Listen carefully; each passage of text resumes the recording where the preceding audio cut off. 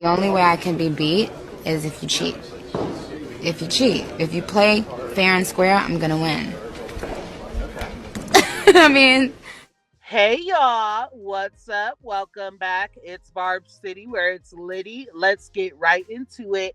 We have a lot of reading to do, so please bear the F with me. I also have 3 more videos coming, so please be looking out for those. Make sure that your notifications are on and make sure that you are subscribed if you're not already. Anyway, Glorilla is up first, and as you guys already know, she put out a diss track to Young Thug and his girl, Mariah. And in that song, as you guys can see here, she said that Young Thug looks like Miss Netta. Now, if you guys do not know who Miss Netta and Charles are, you guys have a lot of catching up to do. But anyway, people kept hitting Miss Netta up, telling her that she should sue Glorilla and try to get some money out of this. And this is what Miss Netta had to say. I just want to thank Glorilla so much for mentioning me in her song. If y'all haven't seen it, y'all can go on my YouTube page, not my YouTube, but my TikTok page, and y'all can see the diss track that she made about the young somebody. I don't know too many rappers and all that other stuff because I don't listen to rap and all that other stuff. You know, but I don't know, it's young somebody. But it's the last thing I posted on my page, and y'all can hear the diss track. I feel like that she didn't say anything in that diss track to be disrespectful towards me, for me to try to go get no lawsuit or sue her. That's what everybody talk about this last night and stuff. Miss Netta said she's gonna sue Glorilla. I ain't even gone live last night to say any of this. When I heard about this yesterday, I didn't go on live, period, and say nothing. This is my first time, this is my second time mentioning it as of today. I wouldn't want to sue her. That woman mentioned me in her song. You know, that is a big deal for me, whether if it was negative or positive. You are putting my name in your song for your audience to view it. You know what I'm saying? So I'm grateful for that. Glorilla, I would keep on to say Gorilla and Godzilla and all that other stuff, because you know what, a beautiful lady like that can use whatever name she want to use. Now, I am happy that Miss Netta is handling it like this and not choosing to help out with ruining hip-hop. Clock it. Clock it. And the reason why I say that is because everybody wants to sue these days. Like, I get it, there was shade involved, but the shade was not directed towards Miss Netta. It's literally hip-hop, it's rap, it's having fun on the mother effing beat. Just like when Nicki Minaj said, even if my name ain't Natalie Nunn, these just still couldn't chin check me. Like, hello. That is a mother effing bar that she definitely ate with. And even Natalie Nunn was turned up just to have Nicki Minaj mention her name in a song was big for her. But anyways, let me know what you guys feel on that. And let's get into Saweetie. So a very interesting topic. Saweetie feels like she is being blackballed by the industry because she is so pretty. So this is what's being said.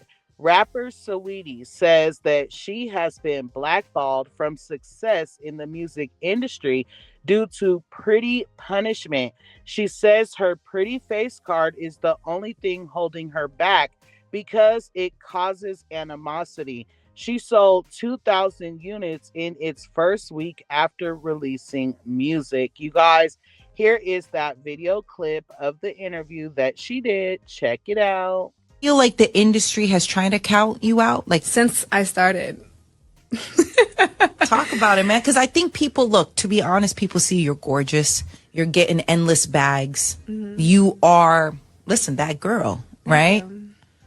I don't think they understand how many doors, how many rejections, how many times people have counted you out. I saw it on TikTok. They were like, they talk about pretty privilege, but they don't talk about pretty punishment. There's been so many times I've just been counted out, and I know that it's behind animosity. I know it's because of a hidden agenda, but it makes me work harder.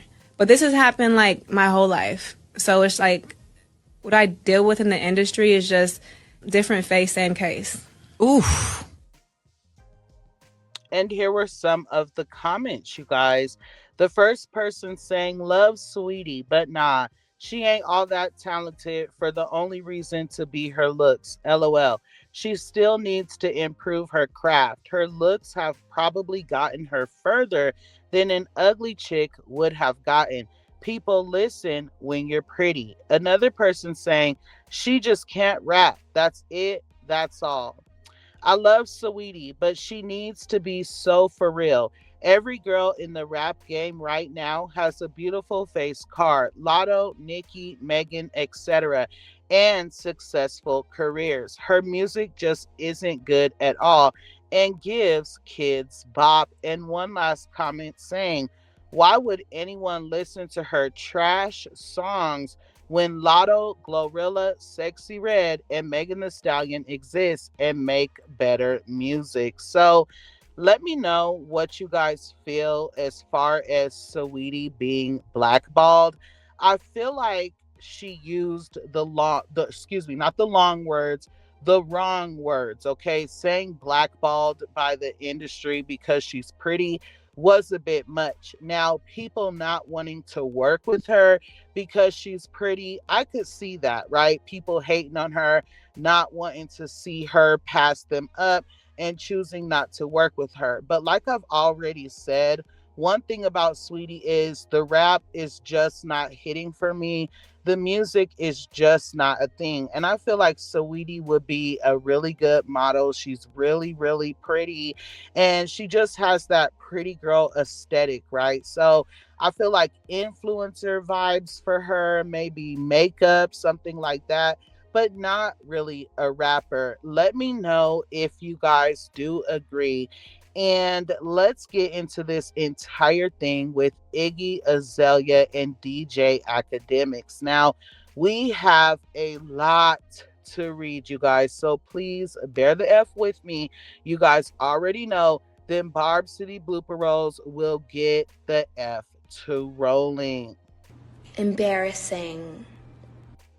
So allegedly, DJ Akademiks has always been very opinionated about Playboy Cardi and Iggy Azalea.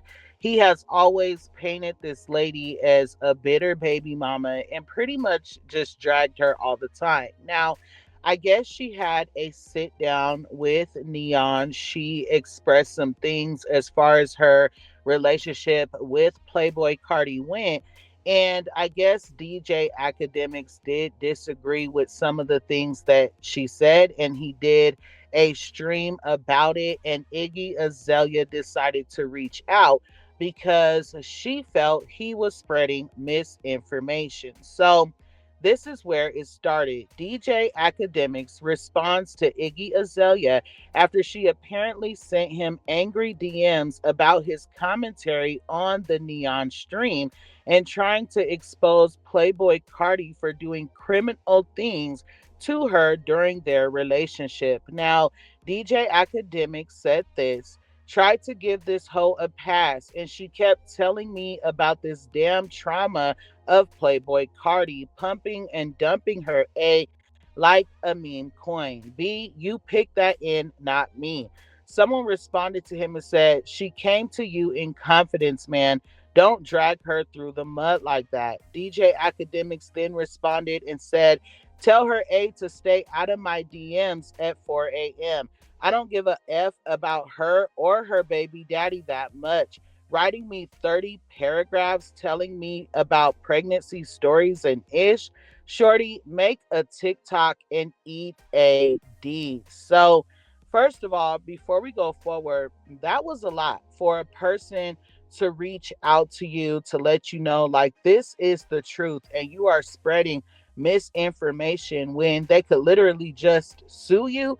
This was a very interesting way to respond. But anyway, Iggy Azalea then said this. Yes, Akademiks, I DM'd you. 24 hours later, you had zero response because you don't want to report factual information or stand corrected in a public forum. That's the truth.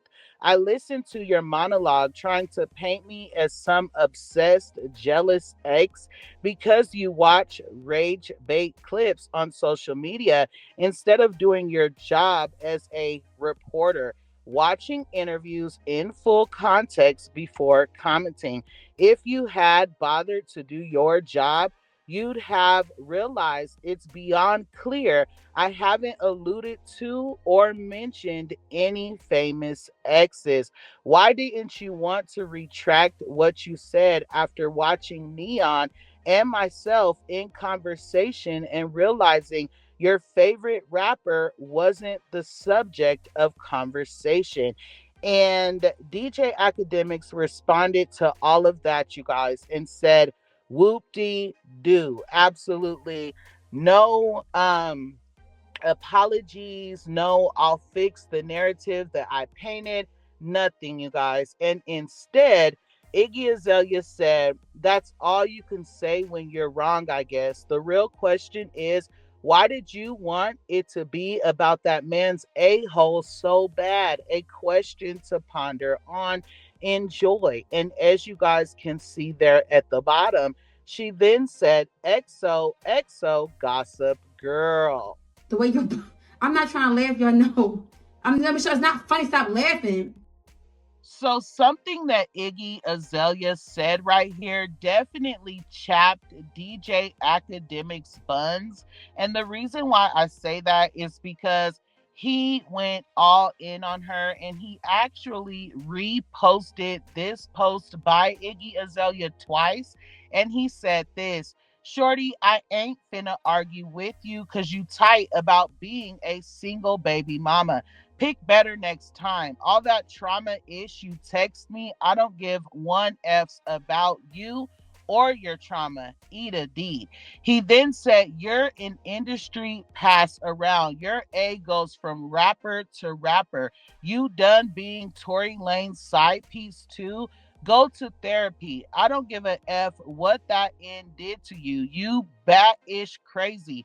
Every N who has ever F'd you says the same ish. And the last thing that he said was, Ho was paying Tory Lane's employees and legal fees, thirsty as F, jumping from rapper D to rapper D. Take care of your effing kid, you scallywag, and keep selling feet pics on OnlyFans. Glad your rap career ended after that horrible BS you tried to finesse. Eat a D. So I don't know. To be honest, I feel like DJ Akademiks needs to find another way to deliver his opinion when it comes to Iggy Azalea and or sensitive topics like this, because at the end of the day, nobody knows what happened behind those closed doors except for Iggy Azalea and Playboy Cardi. So with that being said, there is a chance that Iggy Azalea is telling the truth. Can you imagine, after keeping your story a secret for years, you finally come out and tell your story just to be met with someone like DJ Akademiks calling you a liar, telling you, oh, you're just trying to ruin him because you're a bitter baby mom? That is exactly why victims never come out and tell their story. That is why so many abusers get away with the crimes that they commit. So at the end of the day, let me know what you guys feel about that. And let's go on ahead and add some razzle dazzle onto this video and get into Nicki Minaj. And while doing so, get into Beyonce and Jay Z being dragged because I guess they are actually supporters of Make America Great Again. I'm tired now. I'm so fucking tired. I'm so fucking tired of her. I cannot save this girl no more.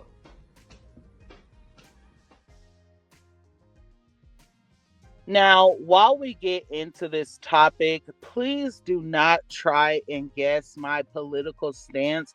You guys do that a lot, and it is very much annoying.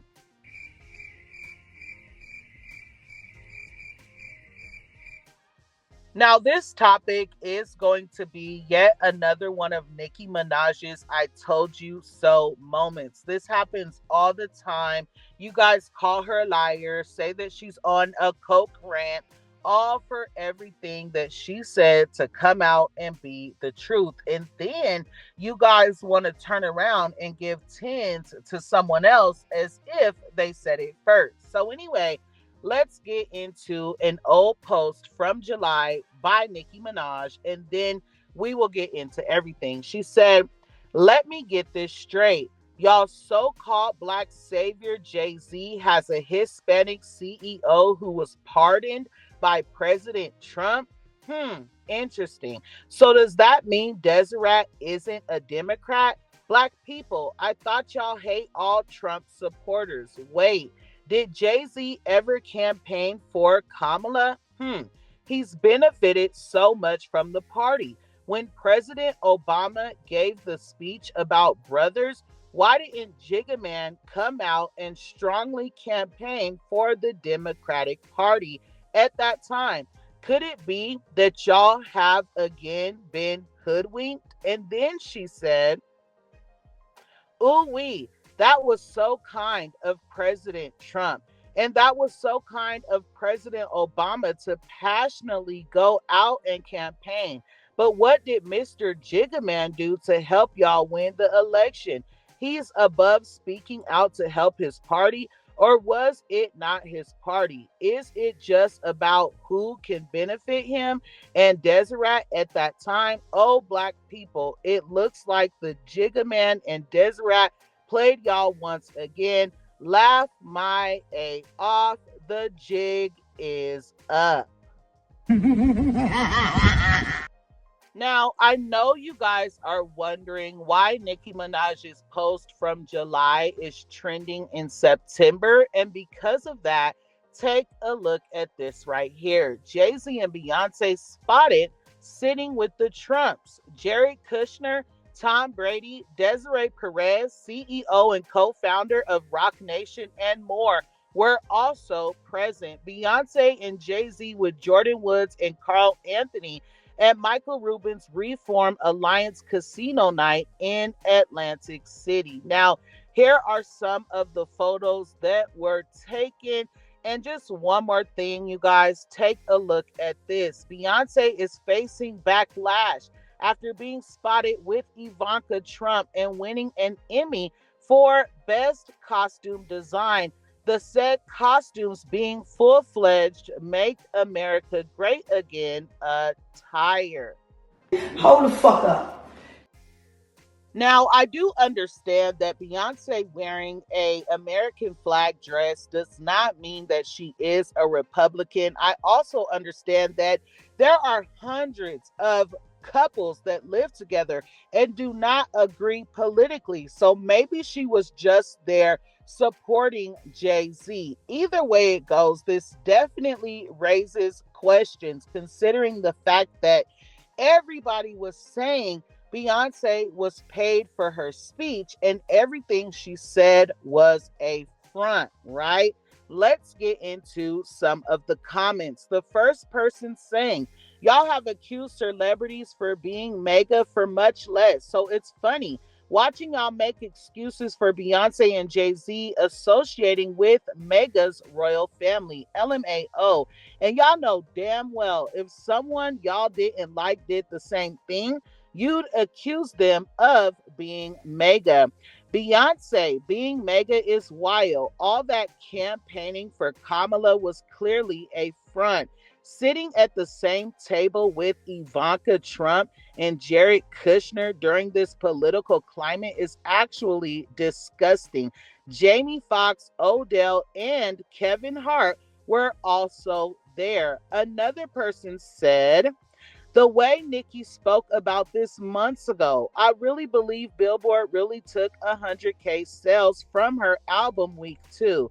I don't care. Y'all can be mad all y'all want, but that woman never had a reason to lie about that. And they was calling Barb's mega, by the way. I want someone to genuinely explain why Black people that normally drag Black celebs for any perceived proximity to Trump or the right wing stay silent on Jay Z. He's literally helping a mega donor do a Project 25 type defunding of Philly schools and wines and dines with Trump family. Now, this is a small piece of the article on that, and it says opponents, including many Democrats as well as public school unions and advocates, say the program would divert needed dollars from already underfunded systems and weaken them more. That is what Jay Z is allegedly supporting. And just one more comment, and it says, they spent the last 2 years taunting Nicki and bragging about how powerful Jay Z is, but suddenly he gets no say in who sits at his table. I don't know. I guess this was Jay Z's event, and I am really confused about that. I'm like, was it Michael Rubin's event? Was it Jay Z's event? Was it their event because they're really close? I'm not really sure. Either way it goes, like I said, it does raise a lot of questions. Let me know what you guys think in the comments. Thank you for enjoying my mother effing blooper rolls, okay? They was all over the place. I'm not starting over. It's late. I'm tired. I'm hungry. I need a blunt. And with that, remember, when in doubt, pull your mother effing blunts out. And until next time, I love you guys so much. Thanks.